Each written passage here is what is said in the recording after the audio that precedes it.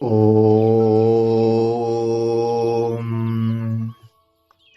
कठोपनिषद तृतीया वल्ली। यमाचार्य द्वारा कर्म कांड तथा ज्ञान कांड में भेद एवं ज्ञान कांड के स्वरूप का वर्णन। ब्रह्मवेत्ता लोग कहते हैं कि पंचाग्नि अर्थात 5 यज्ञों को करने वाले कर्मकांडियों तथा त्रिनचिकेत अर्थात यमाचार्य ने जिन 3 नचिकेत अग्नियों का उपदेश दिया, उनका सेवन करने वाले ज्ञान कांडियों में छाया और आतप का सा अंतर है। अर्थात जो सिर्फ बाह्य यज्ञों में लगा रहता है वह तो माया मानो छाया में लगा हुआ है। 3 नचिकेत अग्नियों को सेवन ही वास्तविक प्रकाश का सेवन है। ये दोनों अपने अपने दृष्टिकोण से ऋत का पान करने वाले हैं। जिस तत्व को यथार्थ ज्ञान समझे हुए हैं उसी में ये दोनों लगे रहते हैं। दोनों परम श्रेष्ठ बुद्धिमान गुहा में प्रविष्ट हैं, परंतु कर्मकांडी तथा ज्ञानकांडियों में भेद छाया और आतप का सा है। वैदिक साहित्य में ऋत तथा सत्य ये 2 शब्द पाए जाते हैं। रीतम च सत्यावचाभितापशध्यो जायत, अर्थात तपोमय ब्रह्म से ऋत तथा सत्य प्रकट हुए। ऋत का अर्थ है निरपेक्ष सत्य अर्थात एब्सोल्यूट ट्रुथ, और सत्य का अर्थ है सापेक्ष सत्य अर्थात रिलेटिव ट्रुथ। सत्य तो परिस्थिति के अनुसार बदल सकता है, रीत परिस्थिति पर आश्रित नहीं रहती। यही इन दोनों भेद है। जो लोग यज्ञ याग आदि में लगे हुए हैं कि भवसागर को तर कर पार जाना चाहते हैं, अभय परब्रह्म को पाना चाहते हैं, उनके लिए वास्तविक पुल तो कर्मकांड नहीं परंतु नचिकेत अग्नि अर्थात ज्ञान कांड ही है। उसे हम प्राप्त कर सकें। आत्मा रथी है अर्थात रथ का मालिक है। शरीर एक है, बुद्धि सारथी है, साइस है अर्थात मन का लगाम है, मन ही लगाम है। इंद्रिय घोड़े हैं, इंद्रियों के विषय वे मार्ग है जिन पर इंद्रिय रूपी घोड़े दौड़ते हैं। मनीषी लोग कहते हैं कि जब आत्मा इंद्रियां तथा मन मिलकर कोई काम करते हैं तब मनुष्य भोक्ता कहलाता है। जो विज्ञान रहित है उसका मन सदा आत्मा से अयुक्त रहेगा, उसकी इंद्रियां भी उसके वश में नहीं रहती, जैसे दुष्ट घोड़े सारथी के वश में नहीं रहते। और जो विज्ञान वाला है उसका मन आत्मा से जुड़ा रहता है, उसकी इंद्रियां वश में रहती हैं, जैसे अच्छे घोड़े सारथी के वश में रहते हैं। जो विज्ञान रहित है, जिसका मन आत्मा से युक्त नहीं है, जो सदा अपवित्र विचारों को ही सोचता है, वह उस उच्च पद को जिसमें सत आत्मा मालिक बनकर रथ को चलाए नहीं प्राप्त कर सकता। घोड़े ही उसके रथ के मालिक बन जाते हैं और उसे संसार में भटकाते फिरते हैं। वह जन्म मरण के चक्कर में उलझा फिरता है।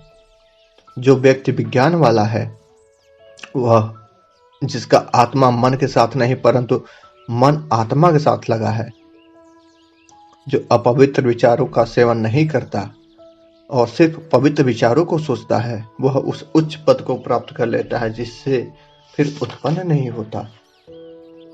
जिसका विज्ञान सारथी है, कोचवान है, जो मन रूपी लगाम को अपने हाथ में रखता है, वह इस संसार रूपी मार्ग को पार कर लेता है। वह विष्णु के परम पद को परम धाम को प्राप्त कर लेता है। वह परमात्मा तक पहुंच जाता है। अंतर जगत अर्थात पिंड में इंद्रियों की अपेक्षा उनके विषय रूप रस गंध स्पर्श शब्द दूर हैं। इंद्रियां दिखती हैं, ये दिखते नहीं। इंद्रियां स्थूल हैं, ये सूक्ष्म हैं। विषयों की अपेक्षा मन परे है, मन की अपेक्षा बुद्धि परे है। मन का काम संकल्प विकल्प करना है, बुद्धि का काम निश्चय करना है। बुद्धि की अपेक्षा आत्मा महान परे है अर्थात अत्यंत दूर है। बाह्य जगत अर्थात ब्रह्मांड के दो रूप हैं। एक दृश्य जो दिख रहा है, इसे व्यक्त कहते हैं, महत कहते हैं, विकृति कहते हैं, और दूसरा है अदृश्य जो दृश्य से पहले था, जिसमें सत रज तम साम्यावस्था में थे। इसे अव्यक्त कहते हैं, प्रकृति कहते हैं। बाह्य जगत के महत अर्थात व्यक्त विकृति की अपेक्षा अव्यक्त परे है अर्थात जो दिख रहा है और जो नहीं दिख रहा है। तो जो नहीं दिख रहा है वो जो दिख रहा है कि बहुत दूर है, और अव्यक्त की अपेक्षा पुरुष अर्थात परमात्मा और भी दूर है और भी परे है। पुरुष से परे कुछ भी नहीं है, वह हद है, वह जाने की वह अंतिम सीमा है। यही बात गीता में भी कही गई है कि मन के ऊपर बुद्धि, बुद्धि के ऊपर प्रकृति, आत्मा, आत्मा के ऊपर परमात्मा। परमात्मा इन सब भूतों में, अंतर जगत तथा बाह्य जगत में छिपा हुआ प्रकट नहीं होता। सूक्ष्मदर्शी लोग उसे अग्र बुद्धि से अर्थात आगे चलने वाले सूक्ष्म बुद्धि से उसका दर्शन करते हैं। यमाचार्य ने नचिकेता को बतलाया कि पिंड में इंद्रियों की डोर पकड़कर आगे आगे चलें, अग्र बुद्धि से काम लें, और ब्रह्मांड में प्रकृति के पंच महाभूतों की डोर पकड़कर आगे आगे चलें, अग्र बुद्धि से काम लें। जो इस प्रकार चलेगा उसे इंद्रियों के पीछे छिपा हुआ आत्मा और प्रकृति के पीछे छिपा हुआ परमात्मा नजर आ जाएगा।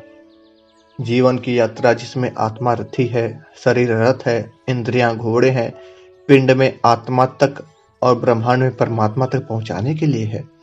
हम लोग तो अभी यात्रा के मार्ग पर ही नहीं चले। पिंड में हम अभी भी इंद्रियों में अटके हुए हैं, आत्मा तक कब पहुंचेंगे? ब्रह्मांड में पंच महाभूतों में अटके हुए हैं, इस जीवन यात्रा में परमात्मा तक कब पहुंचेंगे? ज्ञानी व्यक्ति को चाहिए कि वाणी आदि इंद्रियों तथा मन को एकाग्र करे और इन्हें ज्ञानात्मा के साथ जोड़ दे। ज्ञानात्मा को महान आत्मा के साथ जोड़ दे, महान आत्मा को शांत आत्मा के साथ जोड़ दे। ज्ञान आत्मा, महान आत्मा, शांत आत्मा का क्या अर्थ हुआ?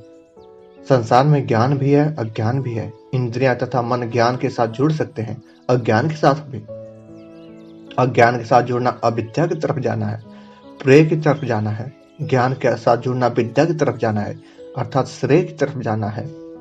मनुष्य उन्नत के मार्ग पर तभी चलने लगता है जब ज्ञान के साथ अपने आत्मा का संबंध जोड़ता है, अज्ञान के साथ नहीं। इसी का अर्थ ज्ञानात्मा के साथ जुड़ना है। आत्मा के साथ ज्ञान का संबंध हुआ तो वह महान होने लगता है। महान होने पर ही आत्मा में शांति आती है। इसलिए ज्ञानात्मा, महानात्मा तथा शांतात्मा, इस आत्मा के विकास के 3 क्रम हैं। उठो, जागो। जिन शांतात्मा महात्माओं को परमात्मा का वरदान मिल चुका है, उनकी शरण में जाओ। जो यहाँ पर बहुत फेमस श्लोक आता है कि उत्तिष्ठत जागृत प्राप्य वरान विबोधत, उसी का यहाँ पर वर्णन हो रहा है कि उठो, जागो। जिन शांतात्मा महात्माओं को परमात्मा का वरदान मिल चुका है, उनकी शरण में जाओ और उनसे ब्रह्म विद्या का बोध प्राप्त करो। यह मार्ग तेज किए हुए छुरे की धार के समान लागना कठिन है। कभी लोग कहते कि वह मार्ग दुर्गम है, वहां शब्द नहीं है, स्पर्श नहीं, रूप नहीं, रस नहीं, गंध नहीं, उत्पत्ति विनाश नहीं। वह नित्य है, अनादि है, अनंत है, महान है, सबसे परे है, ध्रुव है, निश्चल है, एक रस है। मनुष्य जब उसे निश्चित रूप से जान लेता है तब मनुष्य के मुख से छूट जाता है, तब मनुष्य मृत्यु के मुख से छूट जाता है। यह नचिकेता संबंधी सनातन उपाख्यान है। मृत्यु ने इसे कहा है। जो इसे मेधावी कहता है और सुनता है, वह ब्रह्मलोक में महिमा को प्राप्त करता है। ब्रह्म ज्ञानियों की सभा में जो इस परम गूढ़ कथानक को एकाग्रचित्त होकर स्वयं उनकी सभा में जाकर या उन्हें श्रद्धापूर्वक अपने यहाँ निमंत्रित करके सुनता है, उसे अनंत फल प्राप्त होती है, अनंत फल प्राप्त होता है और अंत में अमरत्व को प्राप्त होता है।